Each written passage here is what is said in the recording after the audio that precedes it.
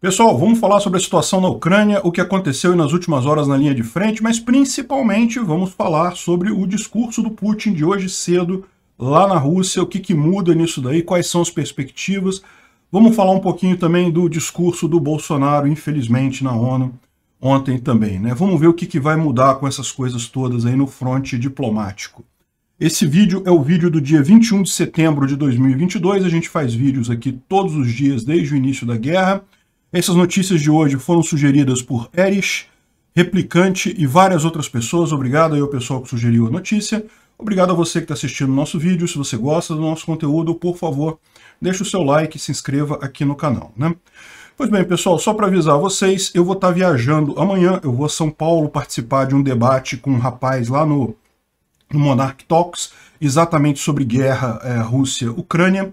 Quem tiver interesse em assistir é no canal do Monarch no Rumble, tá? Não é no YouTube. E o outro rapaz lá, eu não lembro o nome dele, não sei quem é, mas a gente vai discutir esse assunto. Pelo que eu entendi, ele é uma Russete lá, né? Só que a minha preocupação eu vou tentar manter os vídeos direitinho. O vídeo de amanhã deve sair com certeza no horário certinho. O vídeo de sexta-feira deve atrasar. Por quê? Porque eu vou ter que dormir em São Paulo de quinta para sexta-feira. Então eu só volto na sexta-feira de manhã cedinho aqui para o Rio, mas é possível que eu não tenha tempo de preparar o vídeo na manhã de sexta-feira para sair no horário certinho. Então talvez atrase 1 ou 2 horas o vídeo na sexta-feira, tá bom? Mas tá tudo certo, é só por conta da viagem mesmo, e em seguida, no sábado, a gente já volta à programação normal. Pois bem, eu vou até falar com vocês sobre a linha de frente, o que teve de mudança, mas teve pouca coisa, e o grande assunto de ontem foi justamente o discurso do Putin, né? Foi um discurso rápido e cercado de confusão, que o Dmitry resumiu muito bem aqui, né? 10 minutos mentindo descaradamente, 4 minutos explicando por que precisam fazer a mobilização, e 1 minuto ameaçando o mundo com armas nucleares. Esse foi o resumo. 15 minutinhos de discurso, 10 minutos só falando besteira, né? Enfim, mas o mais engraçado, o que mais chamou atenção foi o seguinte, né? Que o Putin avisou ontem no meio do dia que faria um pronunciamento às 8 da noite lá na Rússia. Ficou todo mundo esperando o pronunciamento do Putin. A gente sabe que o Putin está numa situação desesperadora. Como eu expliquei para vocês, né? As defesas dele aqui em Luhansk já estão quase cedendo, e ele sabe que os soldados estão desmotivados, o pessoal não está querendo lutar, não vê saída para isso daí, não vê como impedir o avanço dos ucranianos. A moral dos soldados russos aqui na região de Luhansk está muito baixa, os ucranianos já estão quase vencendo essa linha de defesa aqui próximo a Lima, muito provavelmente vão pegar ainda desprevenida a linha defensiva que os russos estão tentando fazer em Svatov, então não tem nada para parar os ucranianos aqui, ele vai perder muito território. E o que está causando? Qual que é o pior problema de tudo disso para o Putin? É a desmoralização das tropas. Ele precisa fazer alguma coisa para dizer para os soldados russos que estão na Ucrânia, eu estou fazendo alguma coisa, a gente vai fazer alguma coisa para impedir a derrota. Porque no momento que o soldado percebe que a derrota é certa, para que ele vai lutar, não é mesmo? Então, isso foi a gente sabia que ele ia fazer esse discurso. Ele adiou, mas olha só, ele marcou 8 horas, adiou para as 9, depois adiou para as 10, aí depois lá para as 10 tiraram todas as menções a esse pronunciamento do Putin, e algumas outras pessoas falaram que ficou para o dia seguinte, cedo. E realmente, hoje cedo, teve o pronunciamento dele por volta das 10 horas da manhã lá em Moscou, e acabou de acabar agora há pouco, teve o do Putin, depois teve o do Shoigu. Eu estou gravando isso daqui agora, são 1 hora, 1 hora da tarde mais ou menos lá, são 7 horas da manhã aqui no Brasil. Então, o que a gente vai fazer aqui agora eu vou dar um overview de cada um dos pronunciamentos. Primeiro o pronunciamento do Putin, depois o pronunciamento do Shoigu, e em seguida a gente vai ver exatamente o que isso muda na guerra. Adianto para vocês, muda muito pouco no fronte militar. Pode mudar na diplomacia. No fronte militar não muda quase nada, mas vamos lá. Bom, vocês sabem, eu não falo russo, né? Então eu tô confiando aqui no Dmitry Apelovich, que fez um sumário muito bem feito aqui do discurso do Putin. E ele fala aqui que ele acompanhou o discurso do Putin, coisa e tal, dizendo sobre a necessidade de tomar medidas para preservar a Rússia, o direito de autodeterminação da Rússia. Olha só, Putin, que eu saiba, o país não tem o direito de autodeterminação no sentido de invadir outros países, né? Porque senão, por óbvio, você vai chegar na violência completa. Se todo mundo tem o direito de autodeterminação de invadir outros lugares, né? Enfim, aí fala que o Ocidente persegue valores falsos e coisa e tal. É aquela tentativa do Putin de dizer que ele é o grande bastião do conservadorismo e coisa e tal, quando a gente sabe que não tem ninguém mais globalista, ninguém mais contra o conservadorismo do que o próprio Putin, né?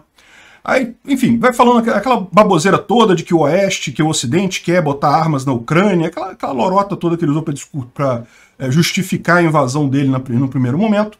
E eu não vou falar muito sobre isso aqui. E aí começa a chorar também que a linha de frente tem mais de 1000 quilômetros de extensão e coisa e tal. Ô Putin, você pode reduzir essa linha de frente a 0, cara. É só chamar os seus soldados de volta, a linha de frente vira 0 quilômetros. Mas ele tá chorando aqui e ele fala ainda que não, que a Ucrânia tentou até negociar, mas aí que o Ocidente não deixou ela negociar. O que é falso, a Ucrânia nunca quis negociar. Ou melhor, ela começou até a negociar no início porque havia a possibilidade das tropas russas saírem da Ucrânia. Depois que isso foi tirado da mesa, não tem por que a Ucrânia negociar mais, não há por que a Ucrânia entregar território para os russos, né? Enfim, então ele falou sobre os imigrantes, os refugiados da Ucrânia, aquelas pessoas que eles sequestram na Ucrânia e levam para a Rússia, né? Bom, aí ele falou que nós faremos o possível para garantir que os referendos possam ser feitos com segurança e vamos reforçar os referendos, vamos aceitar os referendos. Né? Então ele está falando que aquelas 4 regiões ali, que é Kherson, Zaporizhia, Luhansk e Donetsk, que devem fazer referendos. Aliás, a gente vai falar mais adiante, mas já está marcado o referendo a partir de amanhã, dia 22 do dia 23 até dia 27 de setembro devem ser os referendos, mas ninguém se importa com isso, porque todo mundo sabe que isso deve ser falso, vai dar resultado que eles querem se juntar à Rússia, é óbvio, não tem nenhuma chance desse referendo dar outra coisa, né? E daí ele chora de novo que eles estão enfrentando a OTAN. Não estão enfrentando a OTAN, estão enfrentando a Ucrânia mesmo, né? Mas enfim, aí ele anuncia mobilização parcial. Mas a gente vai ver que há quem questione isso daí, não é parcial não, tá? Pode ser uma mobilização total que ele está fazendo aqui. Vamos entender isso mais adiante. E daí ele diz que todo mundo que é reservista e que já serviu aos militares anteriormente vai ser obrigado a ser alistado agora, a ser mobilizado. Então isso é um ponto, ele não declarou guerra. Na verdade eu cheguei a falar no Twitter ontem que a gente já tinha um outline desse discurso dele ontem, que falava justamente isso, que ele está guardando a declaração de guerra para um eventual novo avanço ucraniano, né? Porque é muito provável que aconteça nas próximas horas. Mas, por hora, ele anunciou apenas mobilização geral. Não faz diferença, tá, no final das contas, porque a única coisa que a guerra muda do ponto de vista prático é a mobilização geral. Só que é aquele negócio, né? Você guarda um negócio, mais um discurso de peso que ele pode fazer mais adiante. Enfim, então a mobilização lá vai começar agora. Falou também sobre ordens para empresas produzirem bens militares, que agora, a gente falou ontem sobre isso, passou uma lei lá na Duma, né, na Câmara dos Deputados russo, que colocava penas para quem resistisse à mobilização, coisa e tal, e também para empresas que não aceitassem ordens do governo para produzir equipamento, ou produzir munição, esse tipo de coisa. Então, ele está anunciando basicamente uma guerra completa, com mobilização completa, sem o nome de guerra neste momento, né? E daí ele fala que Washington, Londres e Bruxelas estão empurrando Ucrânia para brigar no território russo. Não tem nenhuma evidência disso, não tem nada. Ao contrário, né? Os americanos até impedem os ucranianos de atingir com HIMARS o território russo, né? Então eles estão usando chantagem nuclear na usina de Zaporizhia. Quem está usando isso são os próprios russos. E que a OTAN está falando sobre armas de destruição em massa contra a Rússia. Não falou em momento algum sobre isso. E nós vamos usar todos os recursos. Isso não é um blefe. Estamos usando todos os recursos. É um blefe. Evidentemente que é um blefe, a gente sabe que é um blefe, mas é um blefe que o Putin usa com muita frequência, né? É só para isso que servem armas nucleares, no final das contas, um blefe. Então, esse foi o discurso. Teve mais algumas coisas aqui, ele falou, mas os ventos podem soprar na direção do oeste também, coisa e tal. Enfim, o que se tira desse discurso do Putin? A mobilização e os referendos. É isso que a gente vai falar agora, né? Bom, aí logo em seguida veio o Shoigu. Shoigu, o ministro da Defesa da Rússia, né, falando que aí os detalhes da mobilização que vai ser feita, né? E aí ele começa chorando, dizendo que os ucranianos perderam metade do exército deles e coisa e tal, e que os russos só perderam 5.000 pessoas. Tá bom, Shoigu, a gente acredita em você, vamos fazer de conta que a gente acredita, né?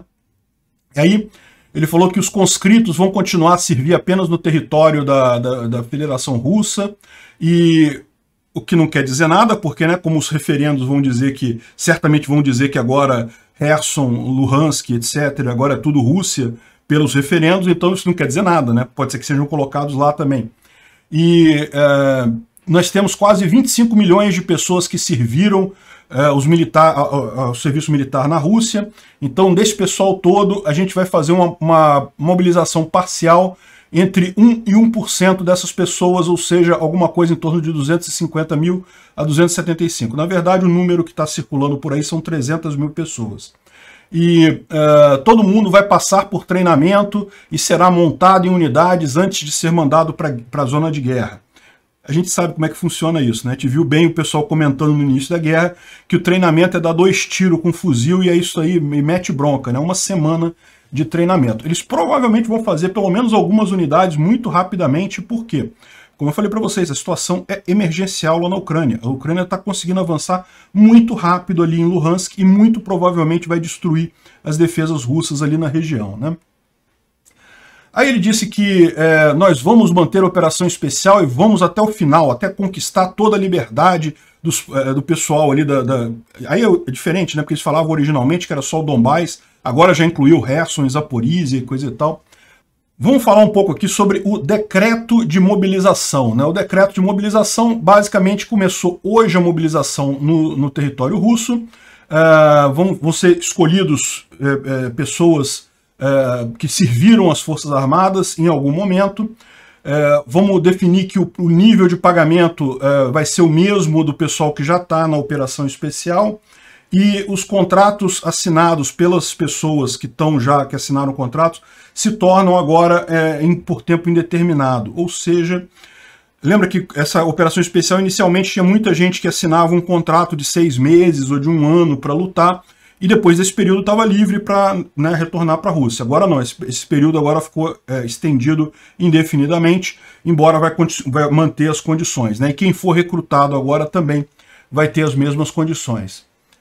Eles definiram aqui algumas situações de dispensa, quem será dispensado dessa mobilização a partir de uma determinada idade, por problemas de saúde, com questão judicial e coisa e tal, e o governo da Rússia vai financiar essa mobilização que eles chamam de parcial o tempo todo, e que os oficiais de alta patente da Rússia é que vão garantir que isso vai funcionar em cada local. Então, assim, eles já devem ter designado determinados generais ou comandantes russos que vão fazer a conscrição em cada região da Rússia, né? Aqui já começou uma discussão, né? Porque embora o Putin tenha falado em mobilização parcial, no final das contas, no decreto dele, o que está dizendo é que ele vai definir uma cota para cada região e não botou número nenhum.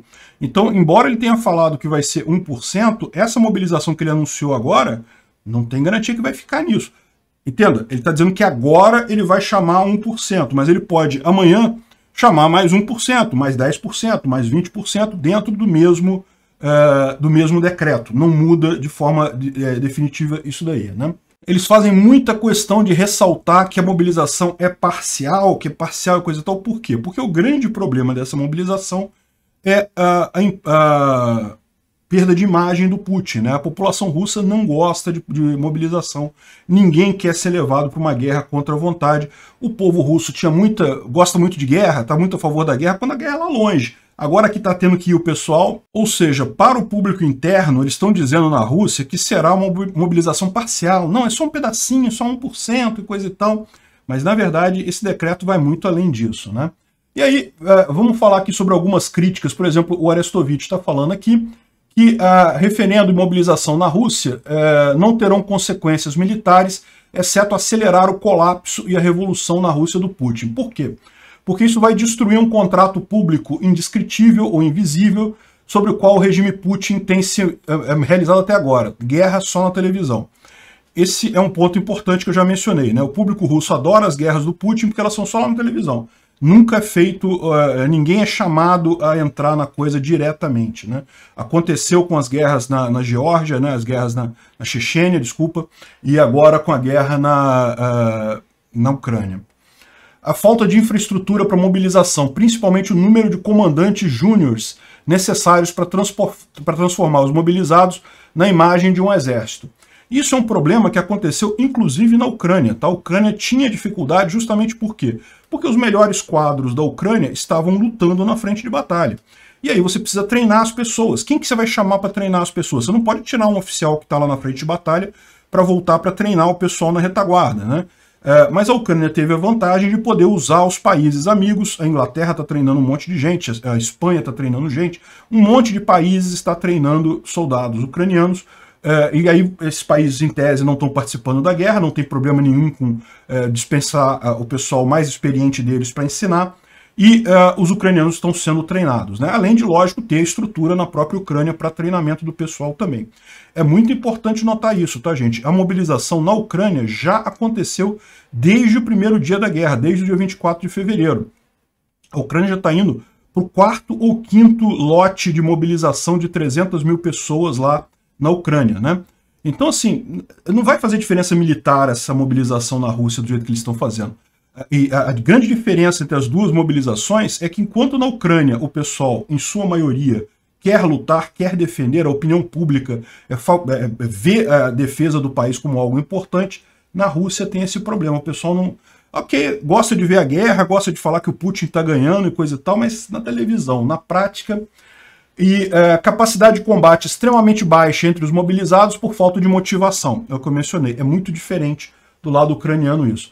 Presença de um grande número de inimigos ocultos de guerra entre os mobilizados.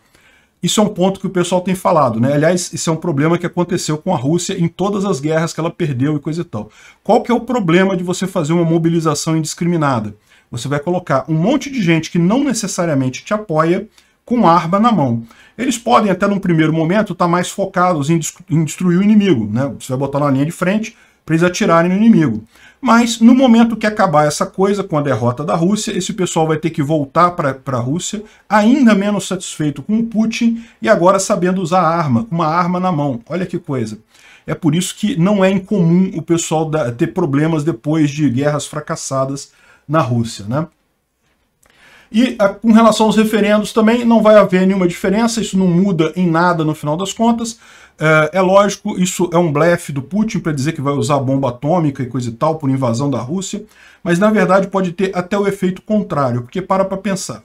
Até aqui, os Estados Unidos estavam dizendo para a Ucrânia para não atingir cidades russas ou território russo nesse avanço deles lá com o HIMARS, por exemplo, para evitar escalar a coisa.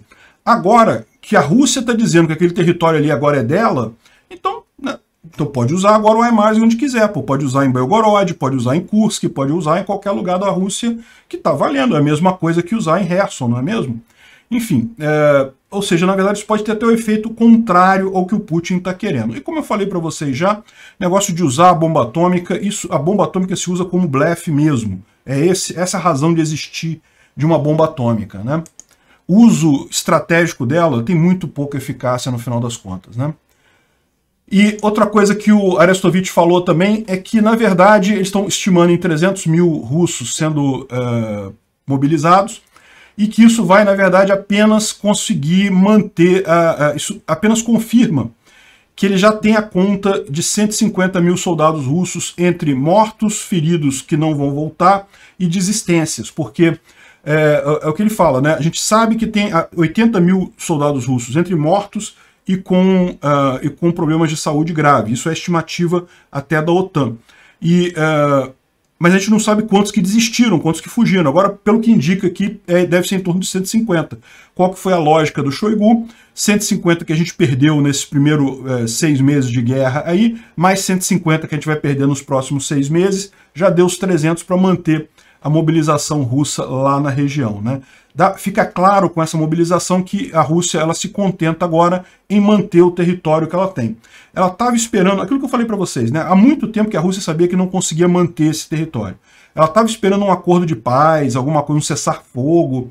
E, aliás, essa foi a vergonha que o Bolsonaro passou lá na ONU ontem, falando o discurso do Putin, né, um cessar-fogo, porque aí eles mantêm o que eles conquistaram ali na região de Luhansk, Donetsk, Zaporizhia e Kherson, né?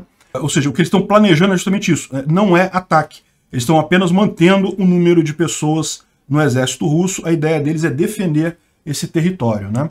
O Mikhail Khodorkovsky está apontando aqui que esse discurso do Putin, né, que você quer guerra total, eu não estou blefando e coisa e tal, tá na cara que é discurso de gente desesperada, né? O que vai acontecer justamente é o agrupamento do Ocidente em torno da Ucrânia agora, e a situação para a Rússia deve ficar ainda mais complicada no fronte diplomático, né? Então, veja, o que a gente está falando aqui? Vai ter algum efeito do ponto de vista militar, esses novos recrutas lá no campo de batalha? Sim, vai ter. Porque um dos grandes problemas que os russos têm hoje em dia é falta de pessoal. Um dos motivos pelos quais os ucranianos conseguiram avançar bem, conseguiram tomar uma boa parte aqui de Kharkiv, estão muito próximos de tomar aqui a parte norte de Luhansk, coisa e tal, é porque a Rússia não tem gente. As pessoas não ficam lá, não tem soldado, não tem pé no chão. Então, isso vai ser corrigido, vai ter soldado, vai ter mais gente. Isso vai resolver todos os problemas? Não, não vai resolver todos os problemas da Rússia. Então, isso vai resolver, sim, alguns dos problemas. Você pode esperar um exército russo um pouco mais combativo agora, tanto na capacidade ofensiva quanto defensiva. Mas isso vai fazer uma enorme diferença? Não, não vai fazer uma enorme diferença, pelos motivos que a gente falou. O pessoal é mal treinado, é pessoal novato, é pessoal que não está com vontade de lutar, que não quer lutar. Então, embora vá fazer alguma diferença militarmente, isso não deve fazer tanta diferença assim. Mas, lógico, só o tempo vai dizer o quanto vai melhorar o exército russo ou não com essa medida, né? Existe um outro efeito de mais curto prazo, que isso vai dar um boost moral para os soldados russos que estão lá. Isso é verdade. Porque a verdade é que muitos soldados russos que estavam lá já estavam se sentindo abandonados pelo Putin, pelo exército russo. Os ucranianos estão avançando, a gente não consegue fazer nada, a gente não tem gente, não tem equipamento, não chega munição. Então o cara bate o desespero. Por isso que muita gente estava fugindo, estava correndo, estava recuando, estava desertando, enfim, um monte de gente saindo ali, e isso é um dos grandes problemas. Isso deve estancar um pouco. Por quê? Porque agora o soldado que está lá na frente, ele continua na merda, continua sem apoio, continua sem artilharia, continua sem tudo. Mas agora, pelo menos, ele viu que a Rússia está mexendo as coisas, né? Vamos ter chance no futuro. Então, você tem esses dois efeitos que certamente vão acontecer. O efeito imediato de uma melhora na moral das tropas russas e o efeito daqui a pouquinho, quando a chegada desses novos recrutas, que pode ter certeza vão começar a chegar em 2 semanas, esse papo de que vão fazer treinamento, coisa e tal, não, vão botar o pessoal com bucha de canhão lá na frente. E é aquilo que eu falei, não vai fazer tanta diferença assim, mas vai fazer alguma diferença. Vamos ver como é que isso vai ficar em termos militares daqui para frente. Agora, se isso era uma coisa boa, por que o Putin não fez isso antes, né? E é como eu expliquei para vocês, ele não fez isso antes porque ele sabe que isso não é uma coisa tão boa assim. Primeiro que esses efeitos lá na linha de frente, os efeitos militares, não devem ser essa coisa toda, e por outro lado, os efeitos políticos disso vão ser muito ruins para ele na Rússia, né? Então já tem o pessoal fazendo meme aqui, né? Foi só o Putin e o Shoigu anunciarem a mobilização parcial que o Deep State russo já respondeu com um impulso rápido. Compraram todas as passagens para Istambul e Yerevan. Na verdade, a gente tem informação, tem aqui a lista de passagens compradas, né? Explodindo aqui nos últimos momentos aqui.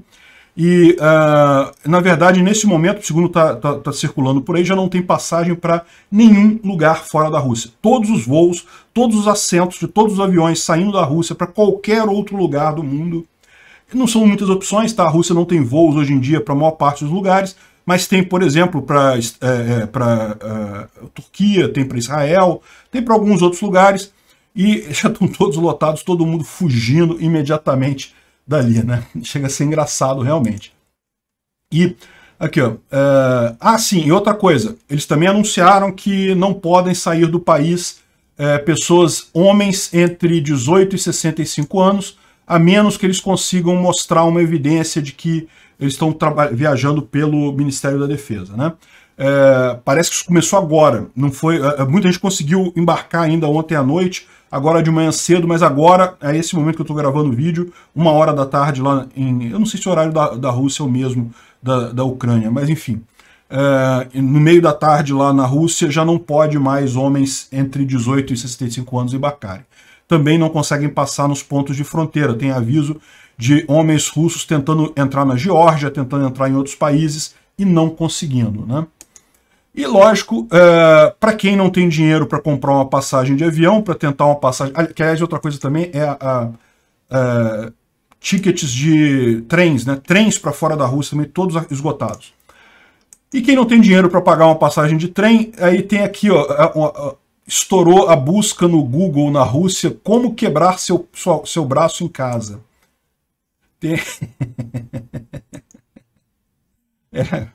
Se não tem jeito de resolver com viagem, né, para fugir, quebra o braço para não ir para a guerra, né? Bom, enfim, esse tipo de coisa, gente, é uma reação natural, né?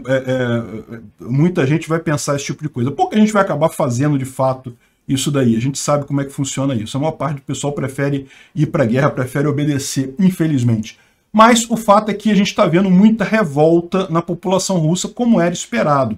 O suporte a essa guerra do Putin está caindo rapidamente, né? Isso daqui é um bate-papo entre pessoas russas, lá um grupo de Telegram lá de russos batendo papo sobre isso. E se você ver a tradução aqui, os membros do United Rússia deveriam dar exemplo e se mobilizar nas primeiras fileiras. Ou seja, o pessoal criticando, o United Rússia é o partido do Putin, então eles estão falando, os partidários do Putin deviam dar o exemplo, né? Vai lá vocês para frente de batalha, pô. Já o outro aqui não teve nem coisa, né? Morte ao Putin e seus amigos.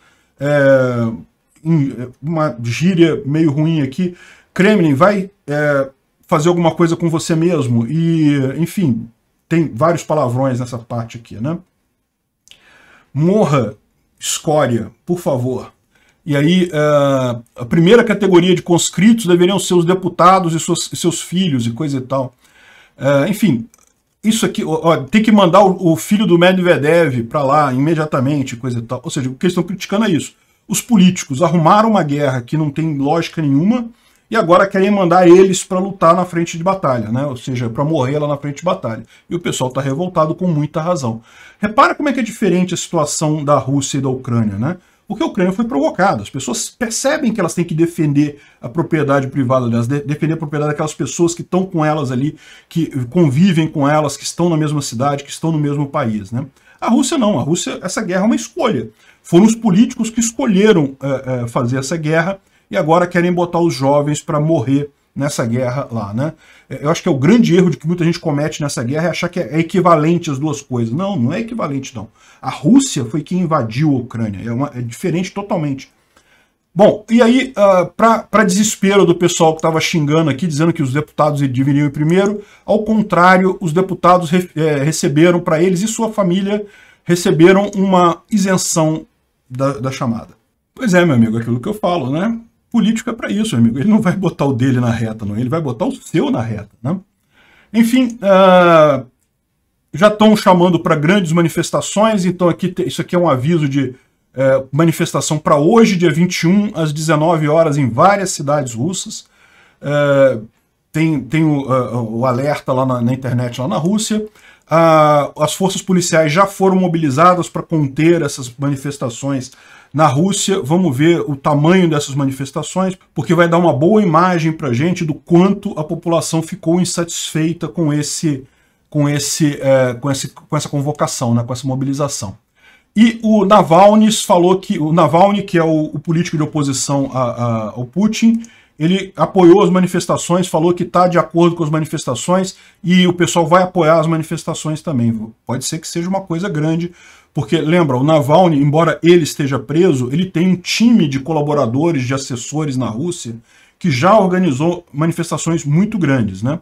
Vamos ver como é que vão ser as manifestações. Hoje eu falo sobre essas manifestações amanhã, né? Bom, além da mobilização, houve também a questão dos referendos, né? A gente já falou que também nesse pronunciamento o Putin falou que vão ser feitos referendos do dia 23 a 27 de setembro, na LPR, DPR e também em Kherson e Zaporizhia, né? Então, vão fazer esses referendos lá. Agora, repara, no discurso, o Putin não disse que iria aceitar isso daí. Por quê? Qual que é o problema do Putin aceitar esse negócio? Porque se ele aceitar a anexação desses territórios, ele vai estar delimitando os territórios. Vai dizer, a gente não vai avançar mais, a gente vai parar aqui, a gente vai fazer uma linha defensiva. E isso pode ser ruim para ele estrategicamente, em termos de estratégia militar, né? Ou seja, ele abre mão de atacar alguma coisa na Ucrânia, porque aí ele estaria, de fato, de novo, iniciando uma nova guerra. Então, ele está limitando até onde está a posição. Se ele disser que reconhece todo o Oblast como sendo russo, então ele está reconhecendo o território que ele não controla. Então isso automaticamente já bota ele numa posição de já estar sendo invadido. Então como é que ele vai justificar quando a Ucrânia invadir mais alguma coisa que agora é pior? Não, pô, já estava invadido quando se decretou a anexação do território.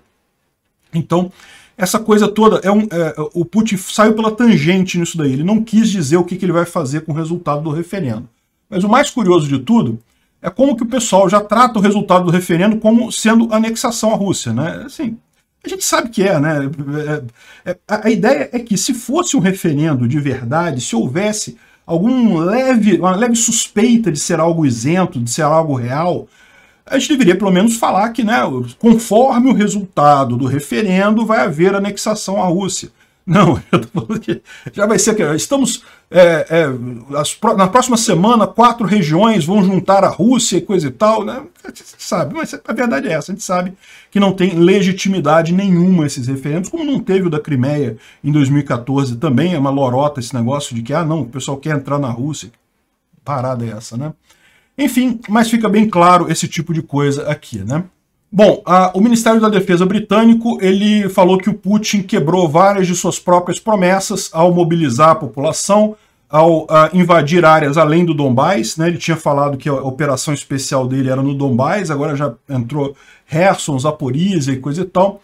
E no final das contas, não importa o fato de que, não importa a quantidade de ameaças e propaganda, nada disso pode esconder o fato que a Ucrânia está ganhando a guerra e que a comunidade internacional está unida e a Rússia está virando um pária global. É isso daí. Resumindo a história toda. Vai mudar alguma coisa? Do ponto de vista militar, pode dar sim alguma vantagem à Rússia, muito questionável isso, deve ser pequena vantagem. Do ponto de vista diplomático, não ajuda em nada, porque ninguém vai levar esses referendos a sério. E do ponto de vista da comunidade internacional, só isola a Rússia ainda mais, né?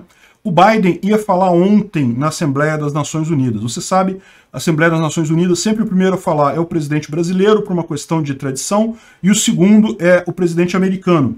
E o Biden falaria logo depois do Bolsonaro. Ele adiou para hoje, muito provavelmente em função desse discurso do Putin. Temos que ficar de olho no que o Biden vai falar hoje na ONU, porque certamente vai ter coisas importantes aqui, né? Uma das coisas que já foi falada ontem é que o Departamento de Justiça já pediu ao Congresso americano para legalizar a transferência de ativos russos para a Ucrânia em resposta ao referendo. Ou seja, existe uma grande quantidade de bens russos apreendidos nos Estados Unidos, na Europa também, e o que o Ministério da Justiça está querendo é justamente agora transferir esses bens para a Ucrânia, o que vai transformar-se em dinheiro para o governo ucraniano fazer o que quiser, ajudar na reconstrução, comprar armas, se defender, enfim. E outra coisa que a gente teve ontem também foram soldados russos se rendendo, vários deles, mesmo antes desse discurso do Putin. O que a gente tem visto muito é isso, o pessoal se rendendo, né? Esse tipo de imagem tem acontecido em vários lugares lá na Ucrânia. O Chris Owen discute aqui também o assunto do discurso do Putin, e o que ele coloca aqui de adicional é só que, olha só, o problema todo é o desespero do Putin. O Putin tinha que fazer alguma coisa, ele não tinha alternativa. Se ele não fizesse nada, a presença russa na Ucrânia ia desmoronar em poucas semanas, capaz de não chegar no ano que vem essa guerra. Mas o que ele fez é bom? Não, é um ato desesperado. É o que ele podia fazer, é isso. Então, ele não espera grandes mudanças nisso, ao contrário, ele acredita que o Putin está sacramentando a queda dele do poder em muito pouco tempo, né? Falado sobre o discurso do Putin, o discurso do Shoigu, vamos ver o que tem aqui de mudança em termos de linha de frente. De fato, não tem muita coisa. Teve tentativa dos russos de avançar aqui em Bakhmut, sem nenhum sucesso. Como a gente falou para vocês, isso aqui é uma coisa totalmente inútil, porque a ideia deles antes de invadir aqui é fazer a pinça com o pessoal que estava em Izium para fechar aqui Sloviansk, Kramatorsk, coisa e tal, mas não vai conseguir mais isso, porque os ucranianos estão tirando os russos aqui de cima. Teve alguma mudança em termos de área conquistada, se você olhar aqui, ó, os ucranianos avançaram um tiquinho aqui em Bilorivka, um pouquinho aqui em Lima, liberaram a cidade de Drobichev e Novoselivka. Quer dizer, liberaram não, né? Essas cidades agora estão disputadas, né? Elas estavam nas mãos dos russos, agora estão disputadas. Lima ainda está na mão dos russos, mas cada dia mais próxima de cair, né? E os ucranianos andando aqui em Bilorivka, chegando próximo de Lysychansk. Teve mais um monte de ataque aqui em Horlivka, por exemplo, em Horlivka é aqui, ó, próximo a Donetsk, né? Que teve esse incêndio. Isso daqui é depósito de munição em fogo. Teve também uma mensagem aqui capturada pelos ucranianos que mostram o pessoal do batalhão Vostok lá em Kherson reclamando que não tem munição, que não tem artilharia para suportar eles. Então eles acabaram sendo bombardeados com artilharia e não tem munição, não tem nada, estamos tendo uma perda enorme, coisa e tal. Enfim, mostra como é que a situação lá em Kherson dos russos está desesperadora, e justamente um dos motivos é esse daqui. As Forças Armadas ucranianas atingiram uma coluna de equipamento militar que estava preparando para tentar cruzar o rio Dnipro, próximo de Nova Kakhovka. Lembra, a gente falou sobre aqui Nova Kakhovka, que tem aquela represa, e que é um dos pontos que os russos ainda estão tentando passar coisas aqui, seja pela represa, seja através de barcaças no rio aqui, né? Mas, é lógico, os ucranianos atingem, volta e meia, essas tentativas russas de abastecer, né? O resultado final é que os russos continuam sem nenhum suprimento adequado aqui no norte, cada vez mais perdendo território nessa margem direita aqui do Dnipro, né? O ISW também foca na análise justamente da situação aí dessa mobilização dos russos, né? Sobre os referendos e coisa e tal. Ele coloca aquele ponto que a gente falou aqui, que agora, já que supostamente o sul da Ucrânia é parte da Rússia, né? Segundo o referendo, os russos podem botar os conscritos na frente de batalha. Então isso é uma coisa que, num primeiro momento, vai ajudar militarmente, mas vai acabar sendo pior do ponto de vista político para o Putin, porque vai começar a morrer conscrito. Família nenhuma gosta de ver o seu filho de 18 anos indo para a guerra e voltando num saco. Então isso vai dar problemas para o Putin, né? Tinha mais algumas coisas para a gente falar aqui. O Cazaquistão está aderindo às sanções na Europa, não está deixando passar comboios indo para a Rússia com suprimentos. Tinha um outro artigo aqui, mas eu vou falar rapidamente aqui, porque a gente já está gastando muito tempo. Eu vou falar sobre isso em outro dia. Bom, vamos falar sobre o discurso na ONU, né? Mais uma decepção do Bolsonaro. O Macron dessa vez está certo. Quem assiste o meu canal aqui, vê meus outros vídeos, sabe que eu sou muito crítico do Macron. O cara é um sacana que fica usando a questão ambiental para mover a política dele lá na França. Ele sabe que a questão ambiental é bem vista lá, tanto pelo pessoal da esquerda quanto pelo pessoal do agronegócio, que recebe muito dinheiro do governo lá na França. Então ele fica usando isso para prejudicar o Brasil. É um sacana esse cara. Mas nisso aqui ele está absolutamente certo. Ele está falando que países que se recusam a ficar do lado da Ucrânia nessa guerra contra a Rússia são cúmplices da Rússia nisso daí. E é a pura verdade. É só você ver quem são esses países. O México, o López Obrador, falou, não, porque temos que fazer um cessar-fogo de 5 anos. Lembra, é isso que a Rússia quer. O que a Rússia quer é manter os territórios que ela conquistou dessa vez. Por quê? Ela sabe que não vai conseguir mais nada e ela quer se reforçar para daqui a 10 anos fazer uma outra guerra igual a essa. É o mesmo que ela fez quando pegou a Crimeia em 2014, pegou uma parte do Donbás em 2014, aí agora andou mais um pouquinho, daqui a pouco ela vai conseguir com essa guerrinha em escadinha tomar a Ucrânia toda. É um absurdo, não é aceitável isso, a Rússia tem que sair da Ucrânia inteira, não tem outra discussão. A Rússia quer paz, o mundo quer paz, ótimo, é só o Putin sair da Ucrânia. Acabou, a paz é imediata, eu tenho certeza que a Ucrânia não faz questão nenhuma de invadir nada na Rússia. É só o Putin tirar as tropas dele da Ucrânia que a paz se faz imediatamente. Tirar as tropas e, lógico, começar a pagar as reparações, né? E o Bolsonaro, infelizmente... não adianta, né, cara? Eu tenho esperança que o cara vai aprender que alguém ali no entorno dele vai falar alguma coisa, mas não adianta, o cara é um merda mesmo. É aquilo que eu falo para vocês, eu vou votar nele, eu não tenho alternativa aqui no Brasil. O Bolsonaro, embora nessa questão da Ucrânia ele esteja absolutamente errado, ele tem acertado em muitas outras coisas por aqui, então no final das contas é o melhor candidato, mas eu vou falar para vocês, dói o meu dedo na hora de digitar o número dele, a digitar o 22 lá na urna, porque sinceramente a posição dele ontem foi vergonhosa. De falar que não, que o mundo precisa de paz, que Rússia e Ucrânia têm que sentar para negociar e que não podemos fazer sanções, que sanções prejudicam todo mundo. Não, meu amigo, que coisa é essa? Ninguém está aplicando sanção à Ucrânia. A sanção está sendo aplicada ao país invasor, ao país que invadiu. Não é o maior erro que esse pessoal comete é de achar que é equivalente Rússia e Ucrânia. Não é. Um país invadiu o outro, não tem equivalência nenhuma nisso daí. Um absurdo completo. O Bolsonaro tá igual um idiota chupando o pau do Putin nessa porra da ONU. Um absurdo isso completamente, né? Enfim, e como eu disse para vocês, vamos ver o que o Biden vai falar hoje. Obrigado por assistir o vídeo até o final. Além de curtir, compartilhar e se inscrever no canal, considere se tornar patrocinador com valores a partir de R$ 1,99. Clique no botão Seja Membro abaixo para saber as condições e vantagens de patrocinar o canal. Mais informações sobre o nosso projeto, visite nossos sites indicados na tela.